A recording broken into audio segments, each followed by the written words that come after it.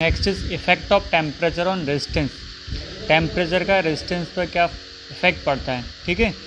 तो the effect of temperature on resistance is given by temperature का resistance पर जो इफेक्ट है एक इक्वेशन से हम बताते हैं।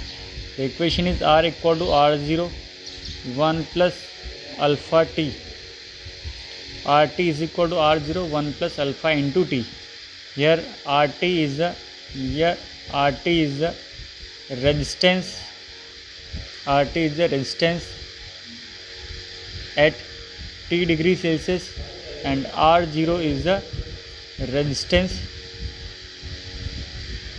at 0 डिग्री सेल्सियस, ठीक है। एक वायर है, इस वायर का 0 डिग्री सेल्सियस पर रेजिस्टेंस है वो R0 है, तो T डिग्री सेल्सियस पर जो रेजिस्टेंस होगा वो होगा RT equal to R0 1 plus alpha into T, ठीक है। And here alpha is constant, that is called temperature coefficient. ये alpha is the constant, that is called temperature coefficient. Alpha एक constant है जिसको हम बोलते हैं टेम्परेचर कोफिशिएंट, ठीक है। ये रिलेशन एक और टर्म में भी दिया जाता है, ठीक है, और इस रिलेशन को दूसरे तरीके से भी देते हैं। और R2 is equal to R1 1 plus alpha T2 minus T1, ठीक है।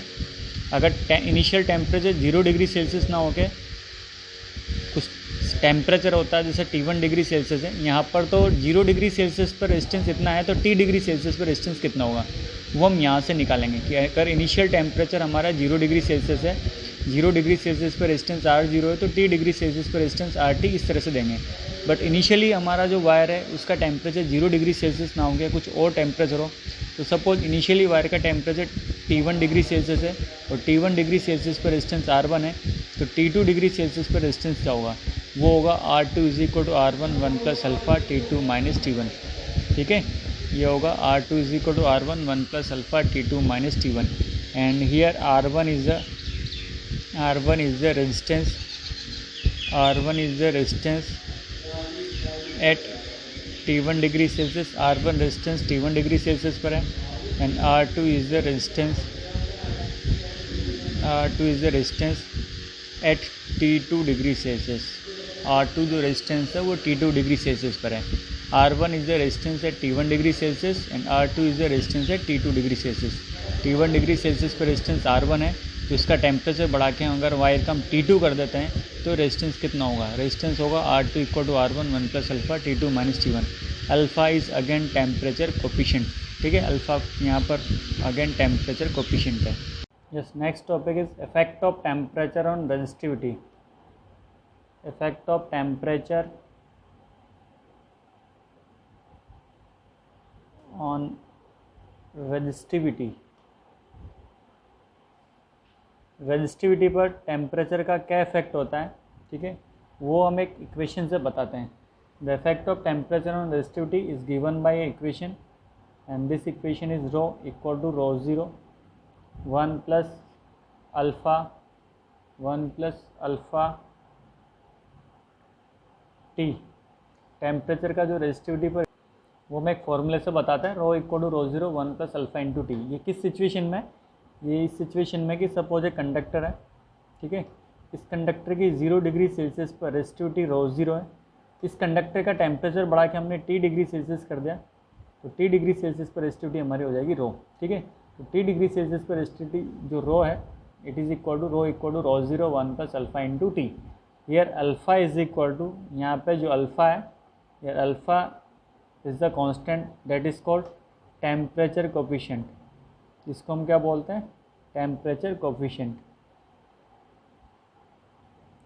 यहाँ से हम अल्फ़ा को भी डिफ़ाइन कर सकते हैं, ठीक है, अल्फ़ा को भी हम यहाँ से डिफ़ाइन कर सकते हैं, या पहले हम एक और फार्मूला इस पर देख देते हैं। रेजिस्टिविटी का एक और फार्मूला एक और टर्म में है कि अगर T1 डिग्री सेल्सियस पर रेजिस्टिविटी ρ1 हो और T2 डिग्री सेल्सियस पर एक कंडक्टर है जिसका initial temperature T1 degree Celsius है, उस पर इसकी रेजिस्टिविटी ρ1 है, इसका टेम्परेचर इंक्रीज़ करके हमने T2 डिग्री सेल्सियस कर दिया, जिस पर अगर इसकी रेजिस्टिविटी ρ2 है, then again relation is given by ρ2 is equal to ρ1 1 plus alpha T2 minus T1, ठीक है। here rho 1 is the resistivity, at 0 degree Celsius, and rho 2 is equal to resistivity at, so rho 1 is the resistivity at T1 degree Celsius and rho 2 is the resistivity at T2 degree Celsius. Rho 1 जो है वो T1 degree Celsius पर resistivity और रो 2 जो है वो T2 degree Celsius पर resistivity है। ठीक है, अब यहाँ पर अल्फ़ा को हम डिफाइन कर सकते हैं। नाउ डेफिनेशन ऑफ अल्फ़ा को हम डिफाइन कर सकते हैं इन दोनों इक्वेशन से, चाहे हम इससे डिफाइन कर सकते हैं या इससे डिफाइन कर सकते हैं।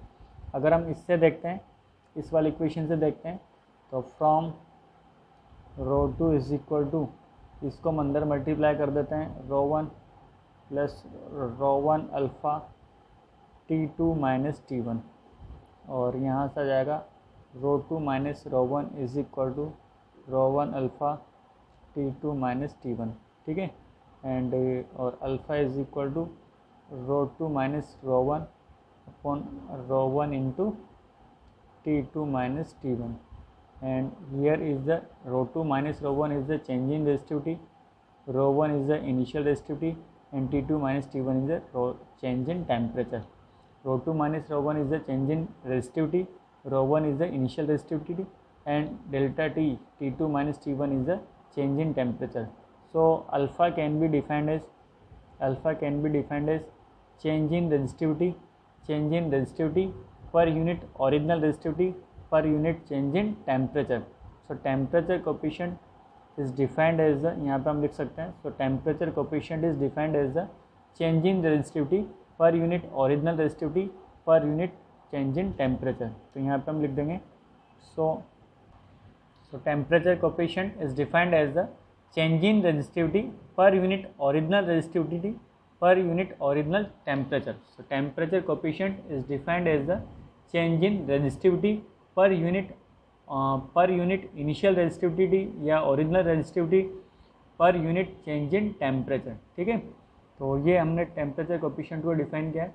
मेटल्स के लिए अल्फ़ा की वैल्यू जो होती है वो पॉजिटिव होती है, इसका मतलब मेटल्स में अगर हम टेम्परेचर इंक्रीज करते हैं तो उनकी रेजिस्टिविटी भी इंक्रीज होगी। इसी इक्वेशन से आप देख सकते हो, इसी इक्वेशन से अगर अल्फ़ा पॉजिटिव होगा, ठीक है, इसी इक्वेशन से अगर आप देखो कि अल्फ़ा अगर पॉजिटिव होगा तो रो 2 की वैल्यू रो 1 से ज़्यादा होगी। ठीक है, अल्फ़ा पॉजिटिव होगा तो rho 2 equal to rho 1 plus something, इसका मतलब रो 2 की वैल्यू रो 1 से ज़्यादा होगी, इसका मतलब टेम्परेचर बढ़ाने पर रेजिस्टिविटी इंक्रीज होगी। बट अल्फ़ा अगर नेगेटिव होगा तो rho 2 is equal to rho 1 minus something, इसका मतलब रो 2 की जो वैल्यू होगी रो 1 से कम होगी।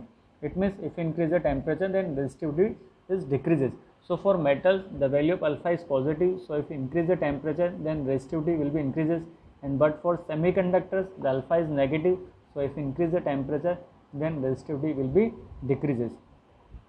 Now we are showing the effect of temperature on resistivity graphically। ठीक है, तो टेम्परेचर का रेजिस्टिविटी पर क्या फ़र्क पड़ता है वो हम ग्राफिकली भी शो कर रहे हैं। तो मेटल्स के लिए हमने देखा कि मेटल्स के लिए टेम्परेचर इंक्रीज करते हैं तो रेजिस्टिविटी इंक्रीज होती है। तो मेटल्स के लिए ग्राफ हमारा इस तरह से होगा।